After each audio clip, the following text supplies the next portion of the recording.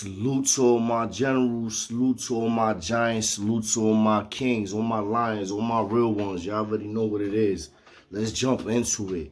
Up top, up top, up top. Big boy medium. Wyoming Correctional Facility. Wyoming, New York. Basically Buffalo, Attica, New York actually. Attica, New York. Correct me if I'm wrong. Motherfuckers is playing poker in the day room, me in the back. When you playing poker, you using chips, and you just trying to get your food up, trying to get your cigarettes up, you trying to get your money up. Motherfuckers is playing poker, we make chips out of cards, out of fucking checker pieces. We make it work, so we make it pop. So motherfuckers at the table, and playing poker, you know, gambling, that shit always lead to something. Ain't main shit. Food for thought. That leads to violence. Outside of just straight gang violence. Put all that gang violence to the side. Next shit is gambling, drugs, bitches. Believe it or not. Facts. Facts. Let's get into it. Motherfuckers playing poker. My little man, not even my little man, he older than me. I was younger, actually. And he had more time than me, right? Looked like Master Splinter. I swear to God, always got the motherfucking Quran with him. Official man, humble Muslim dude. Had like 16 in, I believe if I'm correct, doing the 8 and 30, 25 for some sort of homicide or assault charge. And blue trial, that's what he got hit with, I believe. I forgot his name, so I ain't gonna start freestyling. He had more time than me, like I said at this point. This man was mad skinny. He looked Arabic. Literally, had the beard, all that. But he wasn't. He's from Brooklyn. Light skin. With the beard, skinny face, pointy nose. Man humble, like I said. You know, he already had time, and he was a little bit weird. And he was always in the law library. Always in the law library. Always with a Quran in his book or a law book in his hand. My man was always trying to help people beat cases, beat charges in there. He was one of them political pirates, so to speak, when you in upstate or you in Rikers Island. He one of them ones you get in the ticket, you going to him. Like he a lawyer, yo, listen, this is how you write it down. And the man was nasty at articulating himself on that paper. Nasty at it. He gets it done. Beating cases. CEOs didn't like him because he was so nasty with a pen and deadly with a pen. Wasn't much they could do with him. I don't know a lot about his case or what he was locked up for, because he was a to himself type person. But that was my boy. I ain't gonna fight to fuck with him. We used to chop it up all the time. I used to listen to him. He used to listen to me. And shout out to my nigga Wes. Wes, I'm trying to find Wes. That's one of the homies, big homies. And Wes was that was one of Wes's little mans also. Feel me? Wes knew him. I don't know from the town or not, but that was definitely bro. Peep game. Poker go left. Motherfuckers ass betting. Ass betting. That's something you don't do. Next thing you know, you in debt. You ain't got them chips. You ain't got that Mac, nigga. You ain't got that tuna. You ain't got them crackhead soups. You ain't got that P&J. What you got in there? Pancake mix? You know what I'm saying? Yeah. Motherfuckers making pancakes in microwaves. Facts. You got the eyes, though. You got the stove and all that. So you definitely be trying to, if you have it, you doing your thing as best as you can, being incarcerated. But my man, they ain't had that. What he owed, what was left, I don't know. But when my nigga Master Splinter, I'm going to call him Master Splinter because that's how he used to move. No disrespect, because I know Master Splinter's a rat. And I'm not trying to say the joint was a rat. He was not. But that's how he moved, like Master Splinter, bro. No lie. No lie. And he kind of look like the motherfucker. I ain't gonna... he kind of look like the motherfucker with the ponytail. And yo, I ain't gonna lie, bro. So anyway, I'm gonna call him... Anyway, be respectfully, I'm not gonna say Master Splinter. Let's say Ak. I'm gonna say Ak. So Ak, you know, was being humble with it, like, yo, you gonna have to do something though. We gonna have to work something out, boom, boom, boom, for commissary. When you go to commissary, you can make up for it, boom, boom. We was trying to be political with this shit. Here we go again. Political with this shit.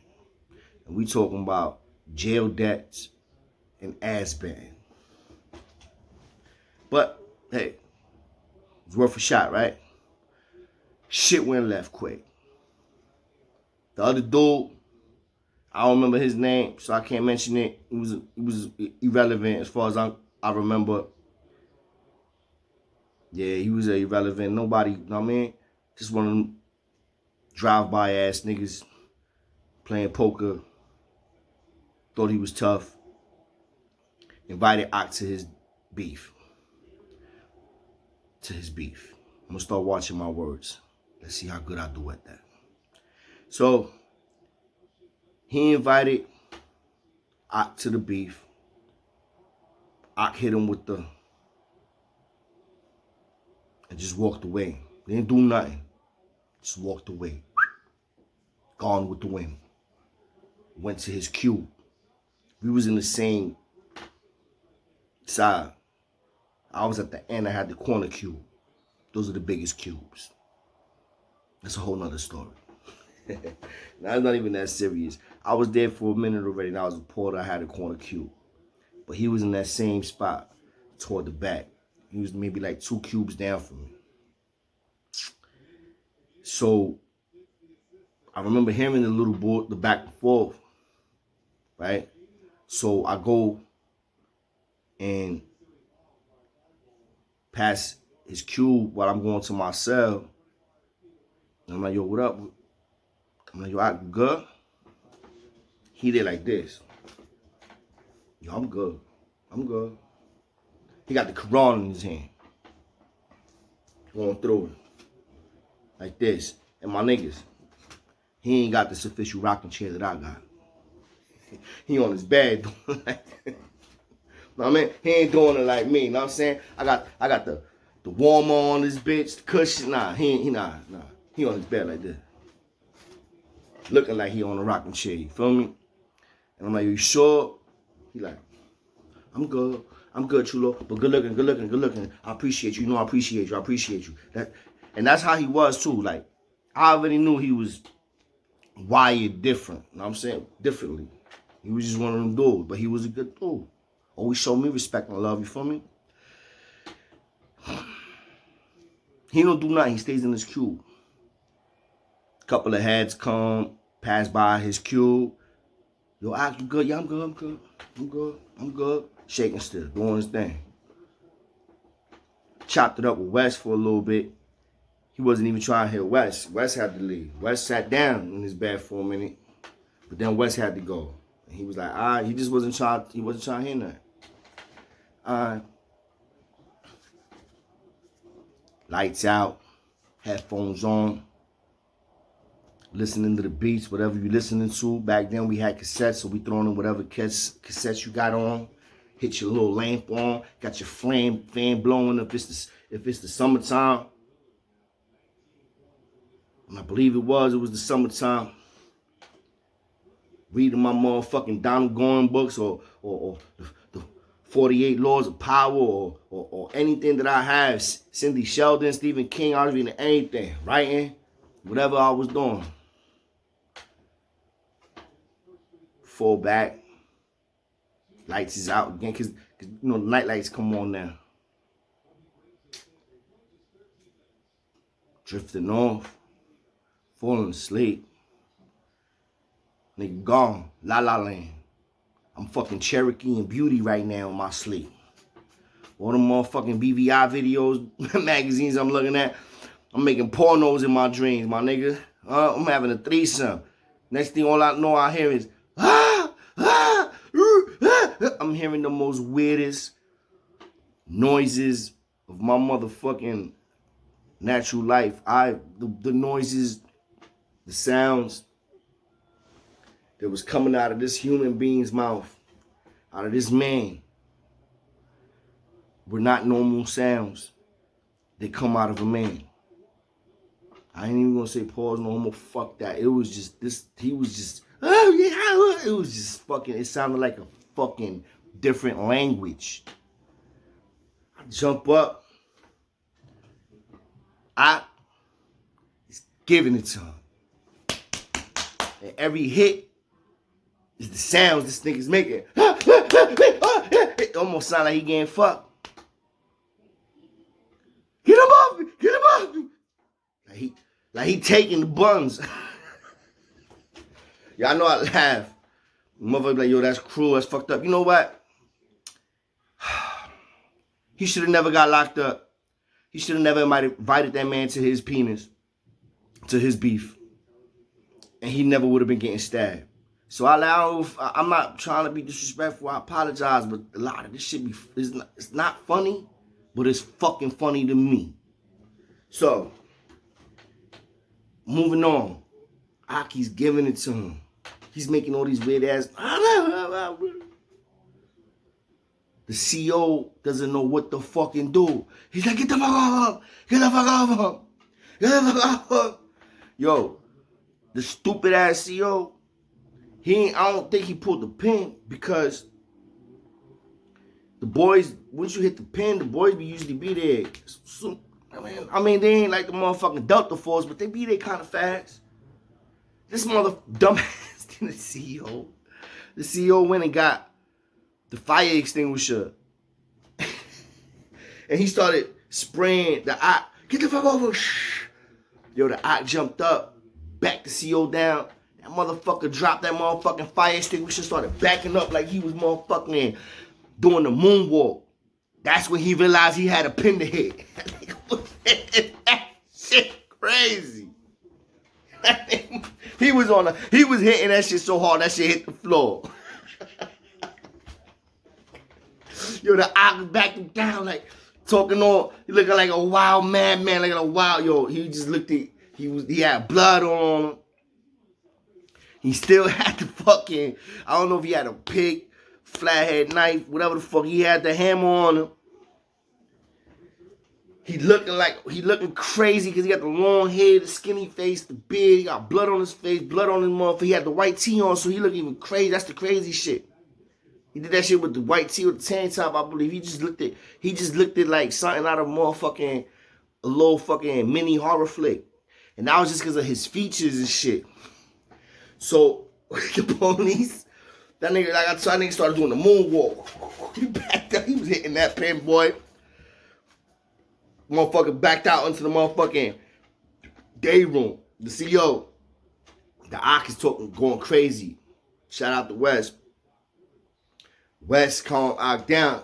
You know what I mean? He said whatever the fuck he said to him.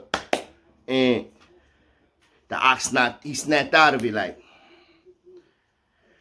Dropped the motherfucking hammer and walked right to his motherfucking cube. Started packing his shit up. He started packing his shit up. I ain't know what to say to him, bro.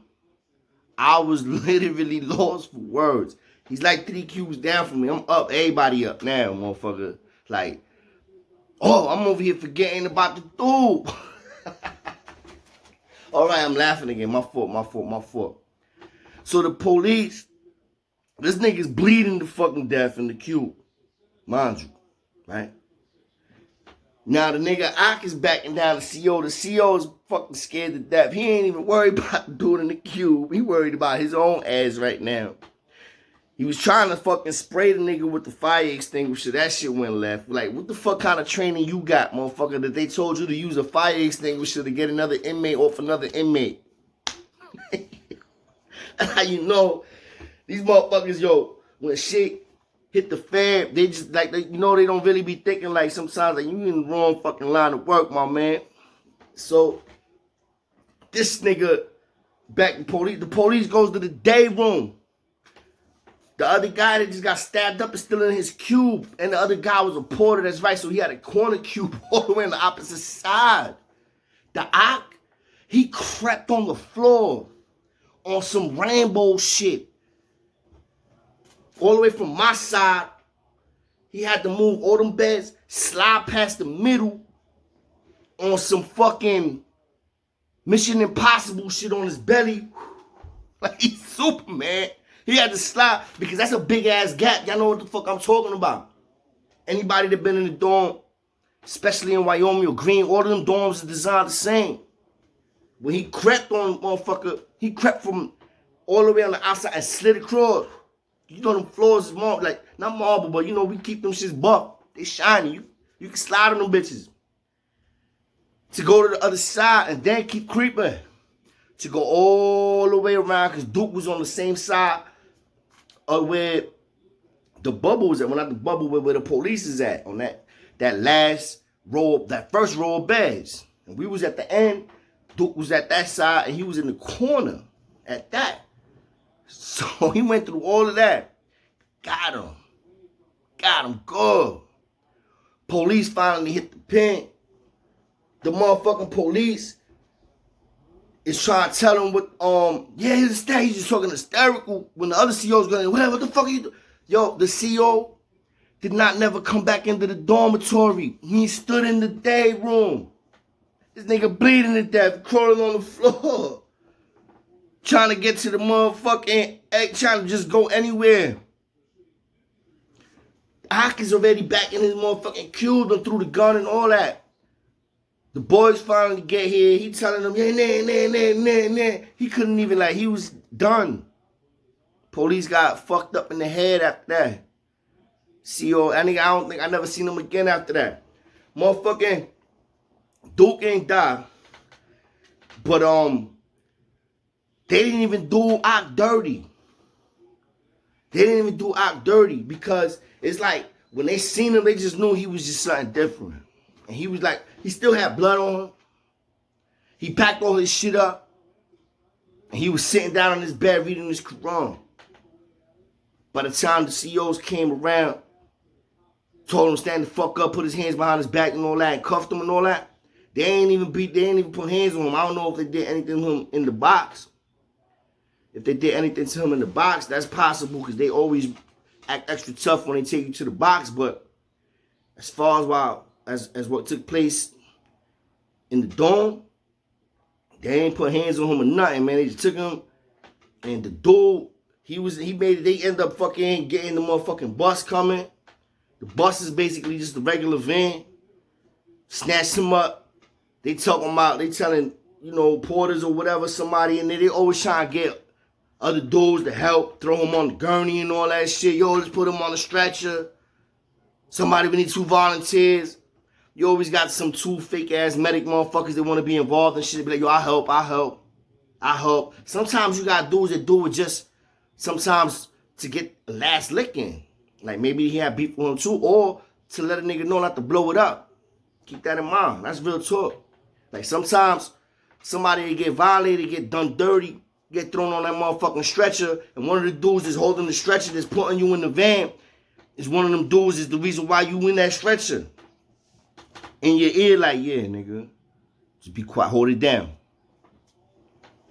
Hold it down.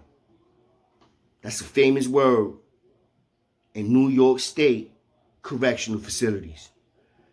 In Rikers Island, corrections, period. New York, hold it down.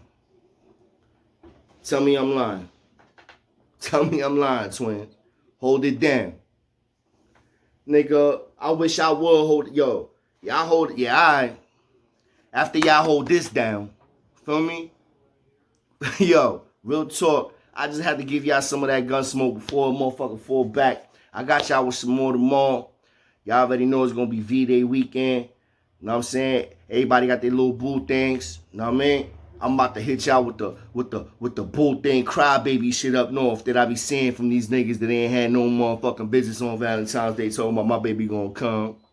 She gonna bring that package. That's my Valentine. Dressed up. Perfume on. Not oil on. My fault. I ain't gonna violate. Oil on. Crispy ass visit shirt. Crispy ass steak greens.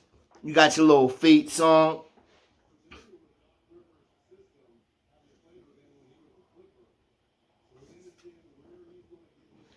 Yo, what up, bro? We ain't going to visit?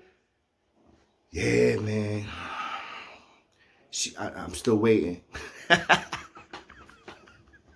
Yeah, I might hit y'all with one of those. I seen a lot of crybabies up top, twin.